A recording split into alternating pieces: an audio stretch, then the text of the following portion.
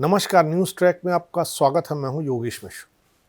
भारत को सप्तऋषियों की भूमि कहा जाता है। यहाँ की ऋषि परंपरा, वैदिक ज्ञान और ग्रंथों की परंपरा इतनी समृद्ध और रहस्यमयी रही है कि आधुनिक विज्ञान भी कई बार उनके रहस्यों को समझने में असमर्थ रहा है। कुछ प्राचीन भारतीय ग्रंथ ऐसे हैं जो अपने समय से बहुत आगे की बातें करते हैं, जैसे विमान विज्ञान, परमाणु ऊर्जा, ब्रह्मांड की संरचना, मनोविज्ञान और यहाँ तक कि क्लोनिंग जैसी आधुनिक तकनीकों के बारे में भी भारतीय शास्त्र बहुत सी बातें बताते हैं। ये ग्रंथ आज भी शोध का विषय बने हुए हैं। आज हम भारत की उन रहस्यमयी पुस्तकों या ग्रंथों पर बात करेंगे जो न केवल अपने समय से पहले की रचनाएं थी, बल्कि आज भी वैज्ञानिक, दार्शनिक और आध्यात्मिक दृष्टिकोण से प्रेरणा का स्रोत बनी हुई हैं। ये ग्रंथ केवल प्राचीन ज्ञान नहीं, बल्कि मानव सभ्यता की बौद्धिक यात्रा के प्रमाण भी हैं, जो यह दर्शाते हैं कि भारत की वैज्ञानिक सोच किसी भी आधुनिक सभ्यता से बहुत पहले भी कम नहीं थी। Oxford, Harvard, Massachusetts institute of technology यानी MIT जैसे शोध केंद्र आज भी भारतीय प्राचीन विज्ञान पर कई प्रोजेक्ट संचालित कर रहे हैं।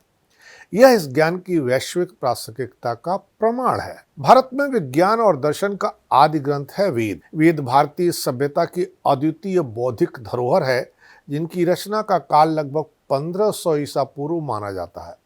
यद्यपि कई परंपराएं इसे और भी प्राचीन मानती हैं। ऋग्वेद, यजुर्वेद, सामवेद और अथर्ववेद न केवल धार्मिक ग्रंथ हैं, बल्कि इनमें वैज्ञानिक दृष्टिकोण और व्यवहारिक ज्ञान का भी समावेश है।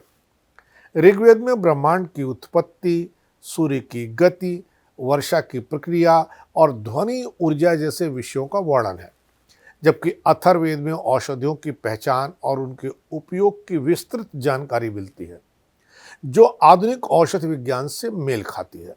खगोल शास्त्र, गणित और ज्यामिति जैसे विषय वेदांगों व शुल्ब सूत्रों में भी देखे जाते हैं। आश्चर्य की बात यह है कि उस युग में आधुनिक उपकरणों के अभाव में भी ऋषियों ने इतना गहन और सटीक ज्ञान कैसे अर्जित किया, यह आज भी शोध का विषय है।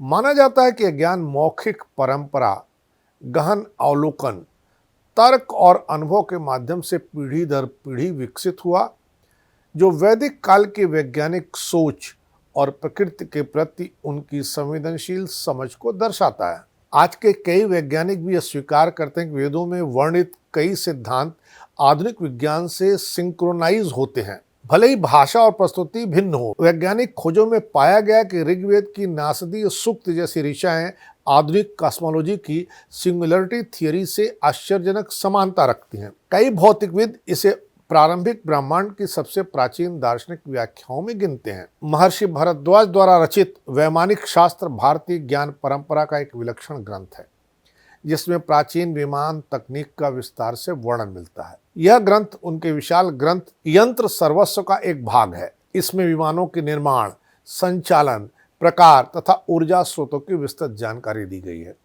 वैमानिक शास्त्र में जल, अग्नि, वायु, सौर और विद्युत ऊर्जा से विमानों को संचालित करने की संभावनाएं वर्णित हैं। साथ ही 32 प्रकार के रहस्यों और तकनीकों का भी उल्लेख है। महाभारत जैसे महाकाव्यों में भी विमानों का उल्लेख मिलता है, जैसे पुष्पक विमान तो रामायण में भी प्रसिद्ध है। ऋग्वेद और यजुर्वेद जैसे ग्रंथों में भी विमानों से संबंधित जानकारियां मिलती हैं। हालांकि वैमानिक शास्त्र की पांडुलिपि का प्रकाशन 20वीं सदी में हुआ और इसकी ऐतिहासिकता को लेकर विवाद भी है। फिर भी इसमें प्रस्तुत तकनीकी अवधारणाएं आधुनिक विमान विज्ञान के संदर्भ में आकर्षक और शोध योग्य विषय हैं, जो प्राचीन भारत की वैज्ञानिक दृष्टि को दर्शाती है। कई आधुनिक शोधकर्ता यह मानते हैं कि यदि इन सिद्धांतों को वैज्ञानिक दृष्टि से पुनः परखा जाए तो भविष्य की एरोस्पेस तकनीक में नई संभावनाएं खुल सकती हैं। नासा के कुछ पूर्व वैज्ञानिकों ने इस ग्रंथ पर अध्ययन किया और स्वीकार किया कि इसमें वर्णित कई सिद्धांत अभियांत्रिकी की प्रारंभिक अवधारणाओं से मेल खाते हैं। मन और ब्रह्मांड का विज्ञान हमारी प्राचीन किताबों में योग वशिष्ठ में मिलता है। योग वशिष्ठ एक अत्यंत गूढ़ और दार्शनिक ग्रंथ है, जिसमें ऋषि वशिष्ठ ने श्री राम को आत्मा, ब्रह्मांड, चेतना, समय और जीवन की वास्तविकताओं पर अत्यंत गहन ज्ञान प्रदान किया है। यह ग्रंथ अद्वैत वेदांत, योग, दर्शन और मनोविज्ञान का अनुपम समन्वय है। इसमें माया, सपनों की वास्तविकता, समय की सापेक्षता और अद्वैत ब्रह्म जैसे विषयों पर विश्लेषण मिलता है। सपना और जागृत अवस्था को माया का रूप मानते हुए यह ग्रंथ उनकी समानता को उजागर करता है, जो आधुनिक मनोविज्ञान से मेल खाता है। समय को बहुआयामी और सापेक्ष बताया गया है, जहां अनेक ब्रह्मांड में एक ही समय में अलग अलग घटनाएं घटित हो सकती हैं। यह विचार आज के मल्टीवर्स सिद्धांत से मिलता जुलता है। योग वशिष्ठ में चेतना की प्रधानता, वस्तु की वास्तविकता की अनिश्चितता और ब्रह्मांड की अद्वैतता जैसी अवधारणाएं आधुनिक क्वांटम भौतिकी की झलक देती हैं। यद्यपि यह समानता दार्शनिक और रूपक स्तर पर है, फिर भी इसकी गहराई ने कई वैज्ञानिकों और विद्वानों को आश्चर्यचकित किया है। विश्व के कई न्यूरोसाइंटिस्ट अब चेतना के अध्ययन में योग वशिष्ठ के सिद्धांतों को संदर्भित करते हैं, क्योंकि यह चेतना की प्रकृति पर अद्वितीय दृष्टिकोण प्रस्तुत करता है। MIT के neuro scientist doctor Patrick Winston और स्टैनफोर्ड यूनिवर्सिटी के कुछ कॉन्शियसनेस रिसर्चर्स ने योग वशिष्ठ के सिद्धांतों को ईस्टर्न कॉग्निटिव साइंस मॉडल्स की श्रेणी में रखा है। श्रीमद् भगवद गीता महाभारत के भीष्म पर्व का एक भाग है, जिसमें कृष्ण और अर्जुन के मध्य हुआ संवाद न केवल धार्मिक दृष्टि से बल्कि जीवन के गूढ़ रहस्यों को समझने की दृष्टि से भी अत्यंत महत्वपूर्ण है। यह ग्रंथ आत्मा, ब्रह्म, निर्णय क्षमता और जीवन के उद्देश्य पर आधारित एक अद्वितीय दर्शन प्रस्तुत करता है। श्री कृष्ण ने इसमें निष्काम कर्म का सिद्धांत, आत्मा की अमरता और प्रकृति के 3 गुण सत्व, रजस और तमस की व्याख्या की है। गीता के अनुसार आत्मा न तो जन्म लेती है, न ही मरती है, वह शाश्वत और अविनाशी है। कर्म का फल भविष्य में भी व्यक्ति को प्राप्त होता है, जिससे जीवन का नैतिक संतुलन बना रहता है। आज गीता के सिद्धांत केवल आध्यात्म में नहीं, बल्कि आधुनिक व्यवहार विज्ञान, प्रबंधन और नेतृत्व अध्ययन में भी अपनाए जा रहे हैं। विश्व की प्रमुख मैनेजमेंट यूनिवर्सिटी गीता के उपदेशों को नेतृत्व, आत्मनियंत्रण और जीवन प्रबंधन के संदर्भ में पढ़ा रही हैं। यद्यपि गीता की रचना का काल ऐतिहासिक रूप से 2500 से 5000 वर्ष पूर्व माना जाता है, फिर भी इसका संदेश कालातीत है और आज भी उतना ही प्रासंगिक है। कई CEO और कॉरपोरेट लीडर्स इसे लाइफ चेंजिंग मैनुअल बताकर अपने निर्णयों में गीता के सूत्र लागू करते हैं। हार्वर्ड बिजनेस स्कूल में गीता के निष्काम कर्म सिद्धांत पर विशेष केस स्टडी पढ़ाई जाती है। इसे लीडरशिप विदाउट अटैचमेंट मॉडल कहा जाता है। खगोल और गणित का चमत्कारी ग्रंथ है सूर्य सिद्धांत। सूर्य सिद्धांत भारतीय खगोल शास्त्र का एक अत्यंत महत्वपूर्ण ग्रंथ है, जिसमें पृथ्वी की त्रिज्या, ग्रहों की गति, ग्रहणों की गणना, समय निर्धारण और खगोलीय घटनाओं के वैज्ञानिक नियमों का विस्तृत विवरण मिलता है।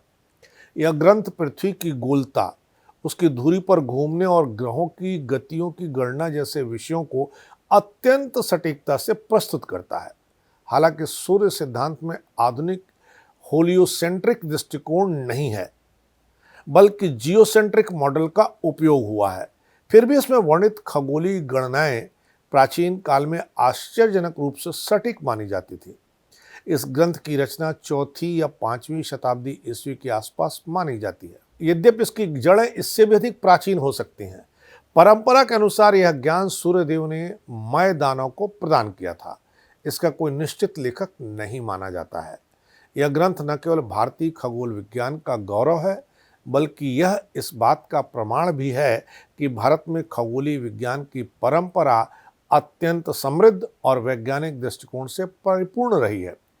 आज भी कई भारतीय पंचांग सूर्य सिद्धांत की मूल गणनाओं पर आधारित हैं, जो इसकी अद्भुत सटीकता का प्रमाण है। जॉन प्लेफेयर, जो कि यूरोप के प्रसिद्ध गणितज्ञ और खगोलशास्त्री थे, उन्होंने सूर्य सिद्धांत की प्रशंसा करते हुए लिखा है कि ancient Indian astronomy is more scientific than many medieval European models. प्राचीन चिकित्सा का एक गौरव करने वाला ग्रंथ हमारे पास चरक संहिता और सुश्रुत संहिता भी है। चरक संहिता और सुश्रुत संहिता आयुर्वेद चिकित्सा पद्धति के 2 महान स्तंभ हैं, जो भारत के प्राचीन चिकित्सा विज्ञान की समृद्ध परंपरा को दर्शाते हैं।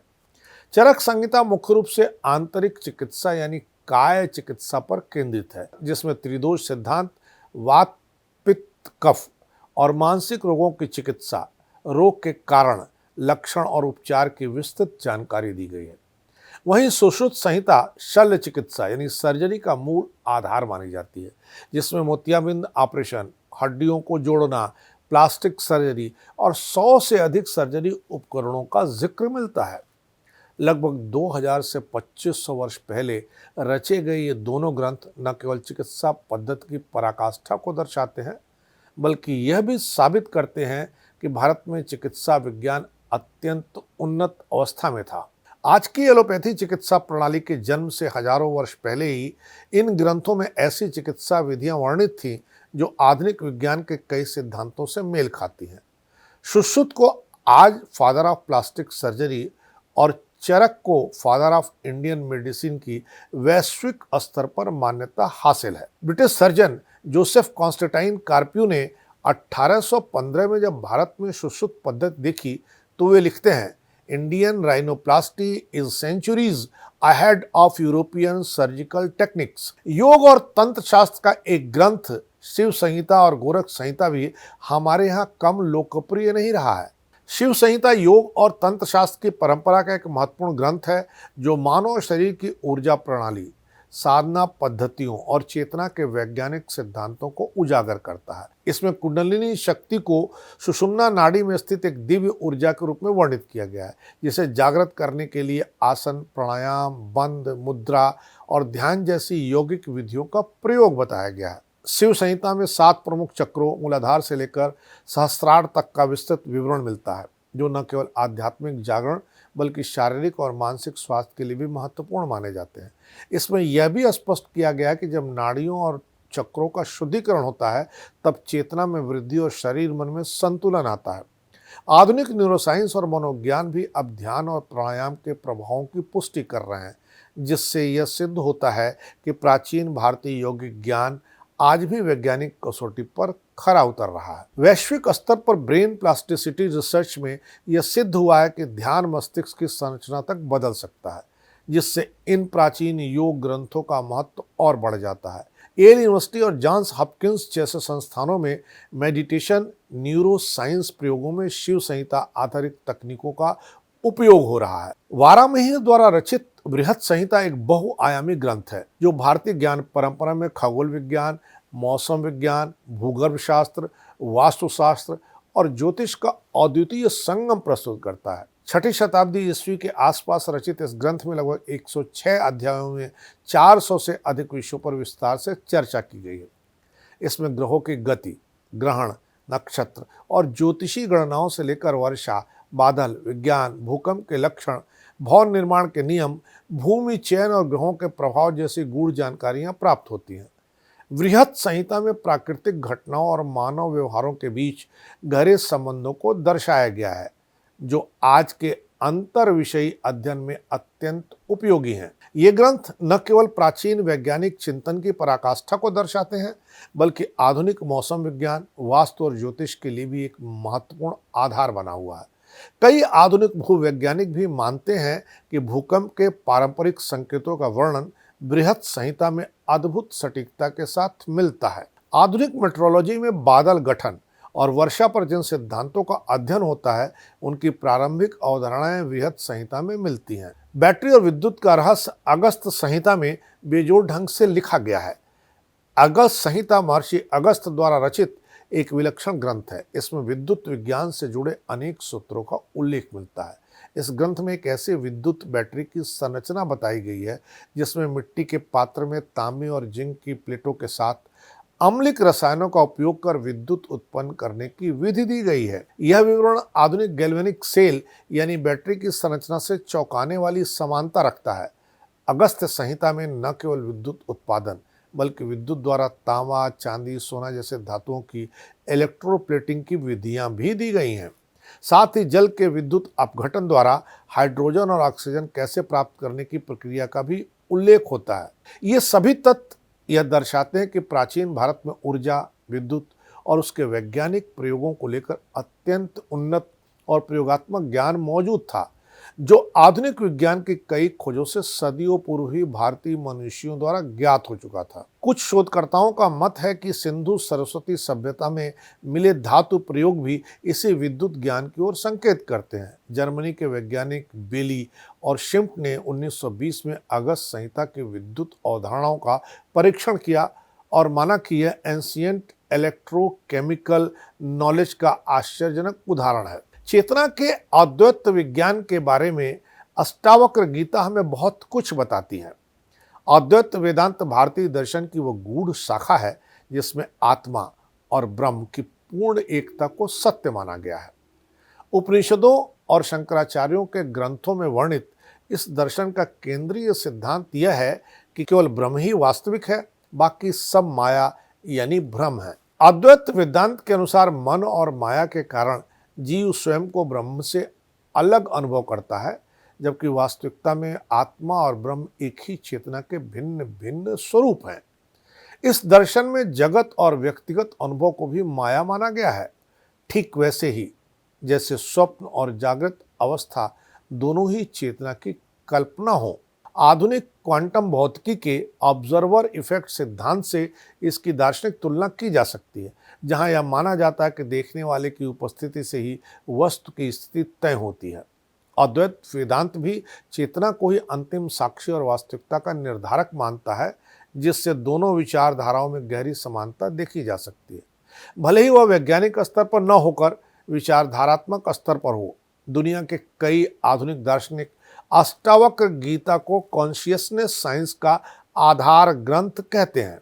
MIT, प्रिंसटन और कैम्ब्रिज में कॉन्शियसनेस एंड रियलिटी स्टडीज के शोधकर्ता कई बार अष्टावक्र गीता का संदर्भ देते हैं कि यह नॉन डुअल कॉन्शियसनेस थियरी का सबसे परिष्कृत दार्शनिक आधार है।